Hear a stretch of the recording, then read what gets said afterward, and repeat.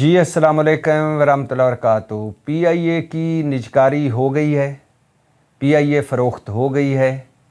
عارف حبیب consortium 135 ارب کی بولی لگا کر پی آئی اے کے 75% کا مالک بن گیا ہے، یا عارف حبیب کنسورشیم اڑائے گا؟ یقین کریں مجھے سمجھ نہیں آ رہی، میں کنفیوز ہوں کہ غم مناؤں پی آئی اے فروخت ہو گئی یا خوشی مناؤں کہ پی آئی اے فروخت ہو گئی،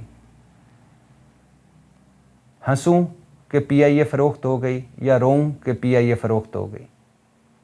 لاجواب سروس با کمال لوگ، پی آئی اے وہ پی آئی اے جس کا نعرہ تھا لاجواب سروس با کمال لوگ، وہ پی آئی اے جس نے کئی ملکوں کی ایئر لائنز بنائیں، اور وہ پی آئی اے جس کے پائلٹ ایک وقت ایسا تھا کہ ہر بڑی ایئر لائن کے جہاز اڑا رہے تھے، وہ پی آئی اے جس میں سفر کر کے برطانیہ کی ملکہ فخر سے پھولے نہیں سمائی تھی، وہ پی آئی اے جس کے جہازوں کے ساتھ بڑے بڑے لوگ آ کر تصویریں کھنچواتے تھے، وہ پی آئی اے جس کا جہاز جب بیجنگ لینڈ کیا جس کے جہاز نے، تو موز تنگ اپنی پوری کابینہ کے ساتھ وہاں موجود تھے، وہ پی آئی اے جس کے جہاز نے جب ترکی استنبول لینڈ کیا تو سارے ترکی کے بڑے ایئرپورٹ پر موجود تھے، وہ پی آئی اے آج فروخت ہو گئی ہے۔ 78 سالوں میں جیسے ہم نے ملک توڑ دیا، ملک ٹوٹ گیا۔ یہ بنگلہ دیش کبھی ہمارے پاکستان کا حصہ ہوا کرتا تھا، اور اس کے بعد پاکستان کی شناخت پی آئی اے آج وہ بھی فروخت ہو گئی۔ یہ نوحہ ہے بدترین حکمرانی کا، یہ مرثیہ ہے جیرے بلیڈوں اور بنارسی ٹھگوں کی حکمرانی کا۔ خوشی ہے کہ پی آئی اے کی نجکاری ہو گئی، اب پی آئی اے پروفیشنل ہاتھوں میں جائے گی، نئے جہاز آئیں گے اور نئے روٹس پر چلیں گے، جھنڈا تو پاکستان کا ہوگا۔ دکھ ہے کہ صرف 78 سالوں میں ہم نے ملک بھی توڑوا دیا، اور اداروں کا ریڈ اس طرح مارا، یا اداروں کا سوا ستیہ ناش سرکاری اداروں کا اس طرح کیا کہ آج عارف حبیب کنسورشیم نے پی آئی اے کا 75% خرید لیا۔ دنیا کی ایئر لائنیں کہاں سے کہاں جا پہنچیں، اور ہم کہاں سے کہاں آ پہنچے۔ اس پر مزید بات کرتے ہیں، اور آج اس پر ہی بات کرنی ہے، اسی دکھ پر، اسی تکلیف پر اور اسی خوشی پر۔ پہلے بھی کہا نا میں کنفیوز ہوں کہ خوشی مناؤں پی آئی اے کی نجکاری ہو گئی یا دکھ مناؤں کہ پی آئی اے کی نجکاری ہو گئی۔ ابھی اور اداروں کی بھی نجکاری ہونی ہے، سرکاری اداروں کی، جو کبھی وہ سرکاری ادارے جو کبھی سونا اگلتے تھے، جو پاکستان کی شناخت تھے۔ سٹیل مل 8-10 سال سے بند پڑی ہے۔ ریلوے کہا جاتا ہے کہ اب منافع بخش ہو گیا ہے، لیکن جو کچھ ریلوے کے ساتھ ہو چکا ہے وہ آپ سب جانتے ہیں۔ پاکستان پوسٹ اور لاتعداد سرکاری ادارے، 2-4 کو چھوڑ کر سارے خسارے میں۔ اور پھر یہ لوگ کہتے ہیں، یہ 35 سال سے جو جیرے بلیڈ اور بنارسی ٹھگ ہم پر مسلط ہیں، باریاں لے لے کر حکمرانیاں کر رہے ہیں، چند شاہی خاندان۔ اور اگر آپ غور سے دیکھیں اور اگر آپ ان کی جڑوں تک جائیں تو 25-30 شاہی خاندان ہیں جنہوں نے اس ملک کا بیڑا غرق کیا ہے۔ پھر بتاتا ہوں، پھر سن لیجئے، دکھ بھی یہی ہے کہ پی آئی اے کی نجکاری ہو گئی ہے، خوشی بھی یہی ہے کہ پی آئی اے کی نجکاری ہو گئی ہے۔ اس پر مزید بات کرتے ہیں، لیکن اس پر بات کرنے سے پہلے یہ بتاتا چلوں کہ ٹرمپ صاحب نے ایک بار پھر پاک بھارت جنگ کا ذکر کیا ہے، اور کہا ہے کہ ایٹمی جنگ رکوا کر، مطلب پاکستان اور بھارت کے درمیان اگر میں جنگ نہ رکواتا تو ایٹمی جنگ چھڑ جانی تھی، 10 لاکھ لوگوں نے مر جانا تھا، میں نے بروقت جنگ رکوائی اور 10 لاکھ جانیں بچائیں۔ اور ٹرمپ صاحب نے یہ بھی بتایا ایک بار پھر کہ میں نے دنیا میں 8 جنگیں رکوائی ہیں، اور ٹرمپ صاحب نے ایک بار پھر فیلڈ مارشل صاحب اور وزیر اعظم کی تعریف کی ہے۔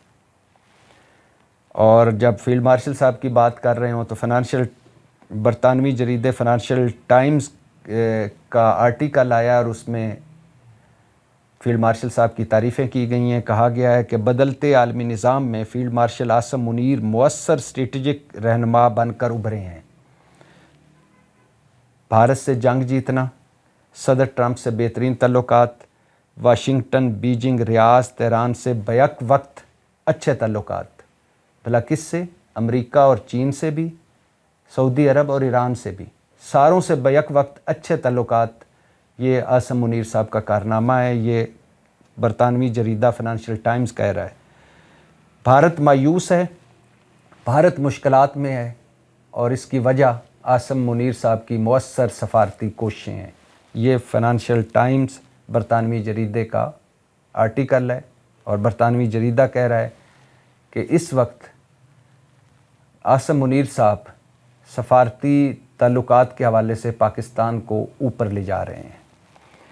اور یہ بھی سنتے جائیے واپس پی آئی اے پہ آنے سے پہلے کہ شہباز شریف صاحب نے ایک بار پھر پاکستان تحریک انصاف کو مذاکرات کی دعوت دی ہے، لیکن مشروط مذاکرات کی دعوت دی ہے. اور اچکزئی صاحب، جن کو عمران خان صاحب نے مذاکرات کے لیے نامزد کیا ہے اور قومی اسمبلی میں اپوزیشن لیڈر کے طور پر بھی نامزد کیا ہے، انہوں نے بھی مذاکرات کی دعوت دی حکومت کو. اور وہ کہہ رہے ہیں کہ مولانا فضل الرحمان اور نواز شریف صاحب آگے بڑھیں، مذاکرات کریں، بات چیت کریں. عمران خان کا میں ذمہ اٹھاتا ہوں، بس میری عمران خان سے ملاقات کروا دیں. جبکہ دوسری طرف علیمہ خان صاحبہ کہہ رہی ہیں کہ جس نے مذاکرات کی بات کی وہ عمران خان کے ساتھ نہیں ہے. مطلب جو مذاکرات کی بات کرے گا وہ ہم میں سے نہیں ہے. اور تیسری طرف پاکستان تحریک انصاف خیبر پختونخوا کے وزیر اعلیٰ سہیل افریدی کی قیادت میں ایک اور تحریک کی کوششوں میں لگی ہوئی ہے، ایک اور احتجاجی تحریک چلانے کی کوششوں میں لگی ہوئی ہے. ہو کیا رہا ہے؟ کچھ بھی نیا نہیں ہو رہا. جو کچھ بھی ہو رہا ہے پرانا ہی ہو رہا ہے. 78 سالوں سے یہی کچھ ہوتا آیا ہے.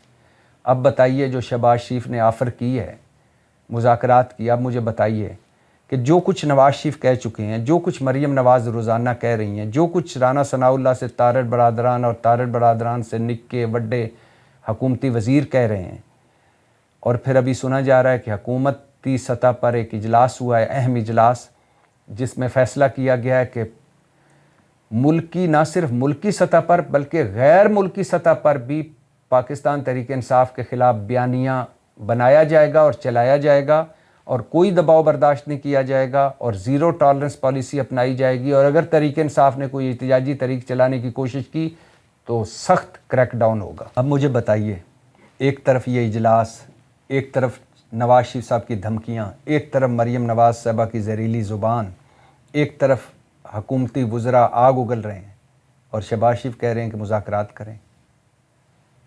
کس کو بیوقوف بنایا جا رہا ہے؟ چونکہ پیشکش حکومت کی طرف سے آئی ہے، اور گو کہ مجھے پتہ ہے کہ اس وقت مذاکرات کا ماحول نہیں ہے، بات چیت کا ماحول نہیں ہے. نہ مذاکرات ہونے ہیں، نہ بات چیت ہونی ہے.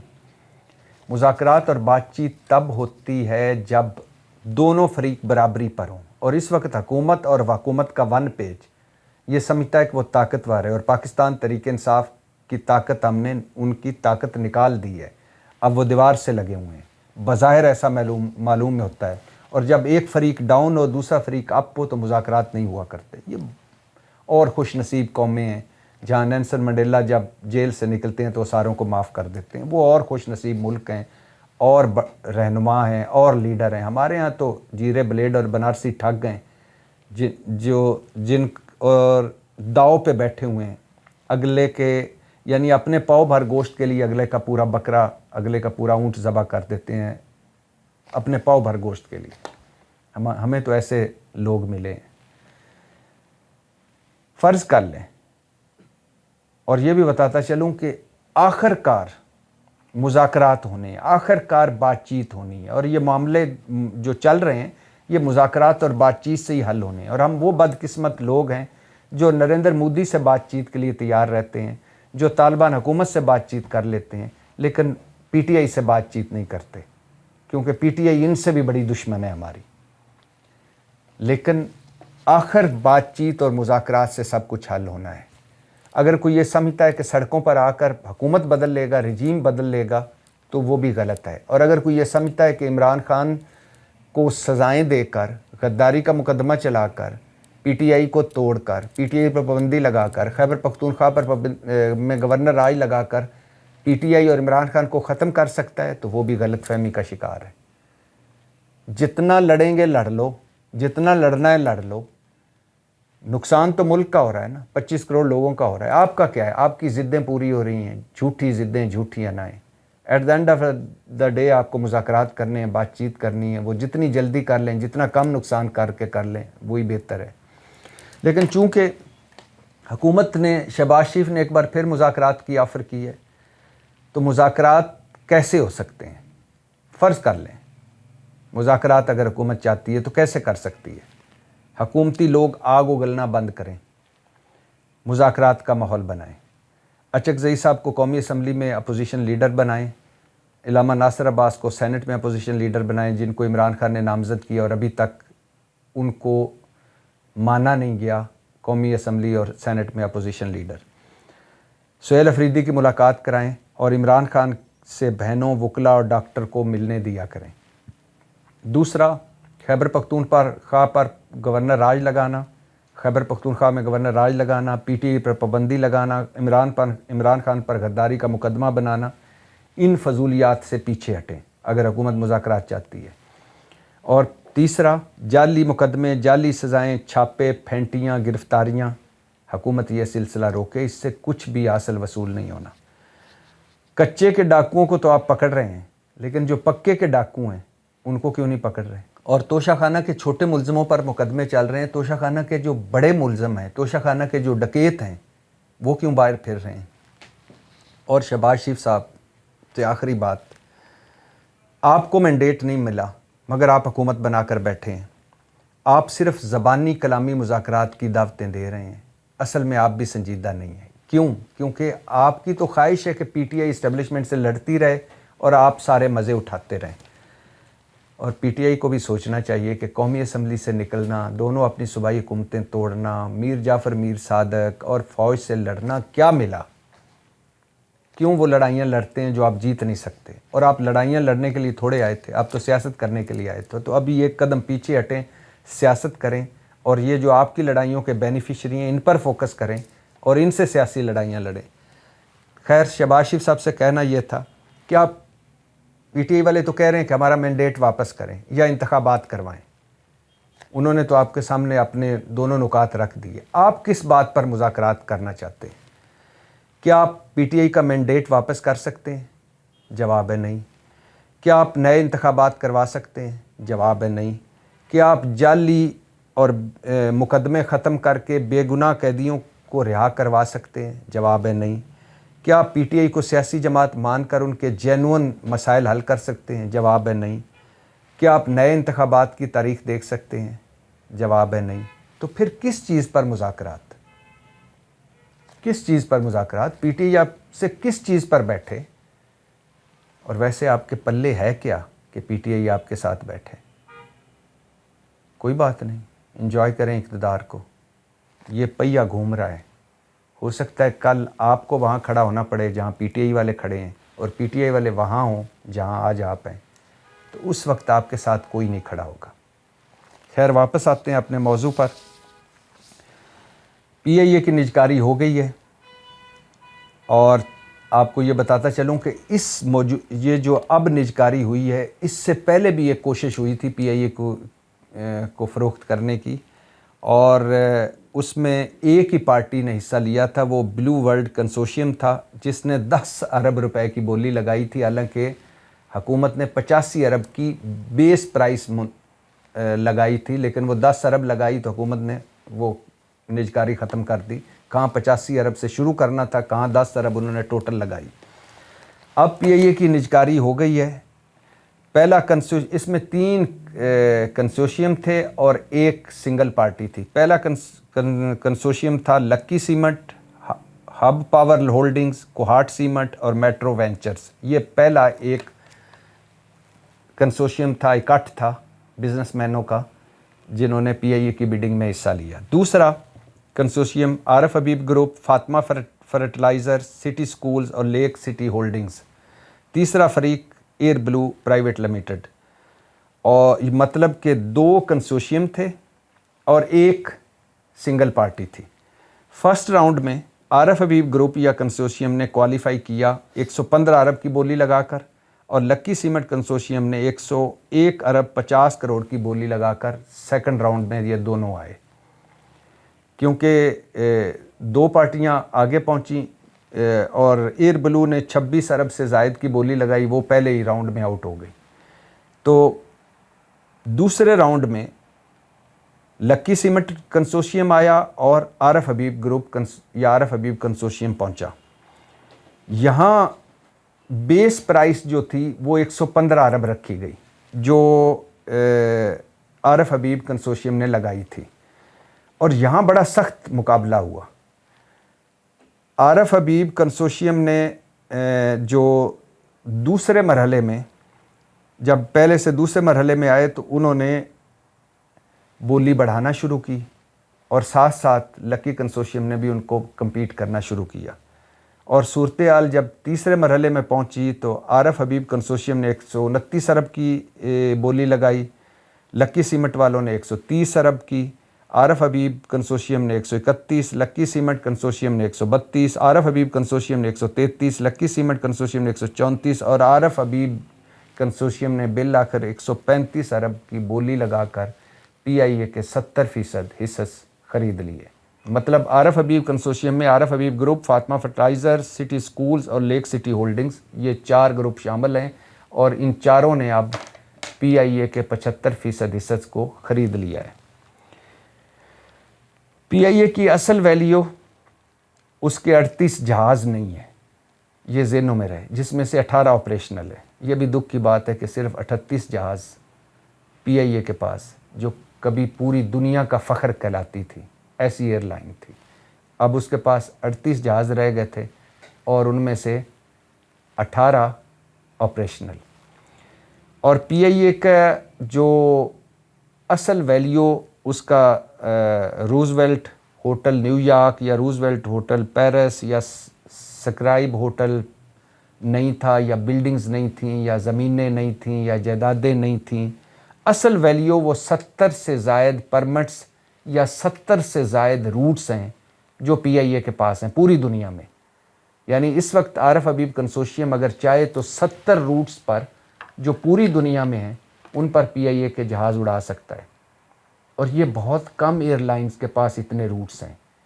यही इसकी असल वैल्यू है, यही इसकी असल कीमत है, और यही इसमें असल अट्रैक्शन है।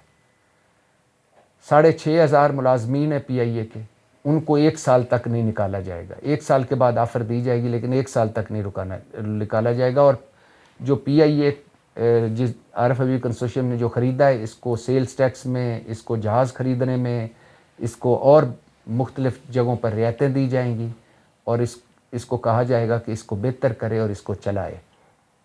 जो इस पर कर्ज़े हैं उसका कुछ हिस्सा हुकूमत अदा करेगी, कुछ हिस्सा ये कंसोशियम अदा करेगा। मतलब आसान लफ्ज़ों में 78 सालों में हमारा मुल्क भी टूटा, हमारे मुल्क की पहचान पीआईए भी फ़रोख्त हो गई।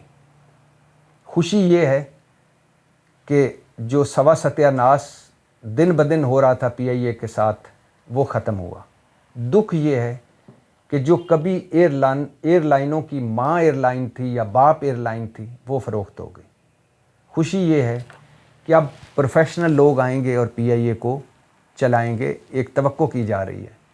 दुख ये है कि पीआईए पाकिस्तान की शनाख्त थी। पीआईए जहाज़ छोड़ें, पीआईए में सफ़र करना, पीआईए का टिकट होना, पीआईए को की जो ज़मीनी वैगनें या बसें थी जिन पर पीआईए का लोगो होता था, उनको भी लोग फ़ख्र से देखा करते थे कि ये पीआईए की वैगन जा रही है, बस जा रही है, कार जा रही है। और पीआईए में जो मुलाजमत किया करते थे उनको लोग बड़े फ़ख्र से देखा करते थे कि क्या कमाल आदमी है, पीआईए में सर्विस करता है। और आज एक प्राइवेट ग्रुप ने पीआईए को ख़रीद लिया। वो मुझे याद आ रहा है کسی سیاستدان نے چند سال پہلے کہا تھا کہ اگر یہ ملک نہیں چل رہا تو اس کو ٹھیکے پہ دے دیں. سیاستدان نے غالباً نہیں کہا تھا، سندھ کے بارے میں ہمارے ایک چیف جسٹس نے کہا تھا کہ اگر سندھ میں حکمرانی نہیں ہو پاتی تو اسے ٹھیکے پہ دے دیں. ویسے تو یہ پورا ملک ہی گوروں کو ٹھیکے پہ دے دینا چاہیے تاکہ وہ چیزیں بہتر کریں. ان کی چیزیں ابھی ہم جو گورے چھوڑ گئے تھے، خواہ وہ آئین ہو، قانون ہو، یا ریلوے ہو، یا نہری نظام ہو، ہم نے اس میں سوا ستیہ ناش ہی کیا ہے. ایک اسلام آباد بنا سکیں اب تک ہم، نیا شہر، تربیلا، منگلا، ہاں ایٹمی قوت ہم ضرور بنے ہیں، باقی ہر معاملے میں سوا ستیہ ناش ہوا. سٹیل مل دیکھ لیں، ریلوے دیکھ لیں، پی آئی اے دیکھ لیں، پاکستان پوسٹ دیکھ لیں، اور 200 کے قریب سرکاری ادارے ہیں جو خسارے میں ہیں. آبادی دیکھ لیں، آبادی بم پھٹنے کے قریب ہے، آج تک کسی نے کوئی نام لیا؟ جتنے مریم نواز صاحبہ یا نواز شریف صاحب کے یا شہباز شریف صاحب کے اپنے اشتہارات چلتے ہیں، یا جتنے پی ٹی آئی کے خلاف اشتہارات چلتے ہیں، اتنے اگر آبادی پر کنٹرول یا آبادی کو کنٹرول کریں یا آبادی کی طرف توجہ دیں یا آبادی مسائل پر فوکس کریں، اس کے اشتہارات چلتے تو شاید آبادی میں کمی آ جاتی. تو میرے پاکستانیوں، مجھے نہیں پتہ کہ آپ کو خوشی ہو رہی ہے، دکھ ہو رہا ہے، لیکن یقین کریں مجھے خوشی سے تھوڑا سا دکھ زیادہ ہو رہا ہے کہ ہماری پی آئی اے فروخت ہو گئی، پاکستان کی پہچان فروخت ہو گئی، پاکستان کی آن شان پی آئی اے فروخت ہو گئی. اور یہ نوحہ ہے، جیسے پہلے کہا ہے، بدترین حکمرانی کا. یہ مرثیہ ہے بدنیت حکمرانوں کا. یہ ماتم ہے جیرے بلیڈوں اور بنارسی ٹھگ حکمرانوں کا. کہیں کا نہیں چھوڑا انہوں نے ہمیں. اور ان کا حال یہ ان بدنیت لوگوں کا کہ ان کے اپنے جو ذاتی کاروبار ہیں وہ سونا اگل رہے ہیں. جو ذاتی کاروبار ہیں وہ ترقیاں کر رہے ہیں. ان کی 7 نسلیں سنور گئی ہیں، 6 بر اعظموں میں جدادیں ہیں. لیکن جب معاملہ پاکستان کا آتا ہے، معاملہ سرکاری اداروں کا آتا ہے، وہ خسارے میں ہے. اور اس کا ایک بڑا سمبل، بڑی مثال، بڑی نظیر پی آئی اے تھی جو آج فروخت ہو گئی ہے، نجکاری ہو گئی ہے. چلو اللہ کرے کہ اب پی آئی اے کا فخر یا پی آئی اے کا سفر، جو فخر بھرا سفر تھا، وہ پھر سے دوبارہ شروع ہو. اور یہاں غلام سرور خان صاحب کو نہ بھولیے گا، جنہوں نے ایک عجیب و غریب غیر ذمہ دارانہ قسم کا بیان دیا کہ ساڈے تو سارے پائلٹ ہی جعلی نے، اور پھر پوری دنیا اس پابندیاں لگ گئیں، اور انہاں پابندیاں تو اجر بھی 2-4 ملکاں کی پابندیاں نے، باقی ملکاں نے پابندیاں ہٹا لئیاں. صرف ساڈے ایئر لائن تے پابندی نہیں لگی، بلکہ جہڑے ملک دے ساڈا پائلٹ سی پی آئی اے دا یا پاکستان دا، انہاں اتھوں پائلٹ بھی کٹ دیتے کہ یہ بھی جعلی ہون گے. اب بتائیے کہ اس طرح کی حکمرانیاں، اس طرح کے حکمران، اس طرح کے وزیر، اس طرح کے صدر، اس طرح کے وزیر اعظم اور اس طرح کے بیوروکریٹ، پی آئی اے نے فروخت ہونا ہی تھا اور ہو گئی ہے. پاکستان زندہ باد.